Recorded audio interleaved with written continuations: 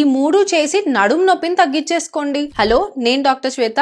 మనం చేసే A to Z health series లో ఇవాల్టి లెటర్ B, బ్యాక్ పెయిన్. తక్కువ ఏజ్ లోనే వచ్చే ఈ బ్యాక్ పెయిన్ కి మెయిన్ రీజన్ ఎలాంటి ఎక్సర్సైజ్ లేకుండా వెయిట్ పెంచేసుకోవడం, అంటే ఒబేసిటీ, లేదా డిస్క్ బల్జ్ ప్రాబ్లం ఉన్నా రావచ్చు. అంతేకాదు విటమిన్ డి లేదా B12 డెఫిషియన్సీ ఉన్నా కూడా ఇలా అవుతుంది. ఇంకా చాలా ముఖ్యంగా ఎక్కువసేపు కూర్చుని ఉండడం వల్ల మీ కోర్ ఇంకా గ్లూట్ మజిల్స్ వీక్ అయిపోవడం వల్ల కూడా ఈ లో బ్యాక్ పెయిన్ వస్తుంది. మరి దీనికి ఏం చేయొచ్చు? డెఫిషియన్సీస్ ఉన్నాయేమో ఫస్ట్ చెక్ చేసుకుని దాన్ని కరెక్ట్ చేసుకుంటూ ఇలా స్క్రీన్ మీద చూపిస్తున్నట్టు నేల మీద పడుకుని పెల్విక్ టిల్ట్ ఎక్సర్సైజ్ చేస్తే లోవర్ బ్యాక్ లో ఉండే స్టిఫ్నెస్ తగ్గుతుంది.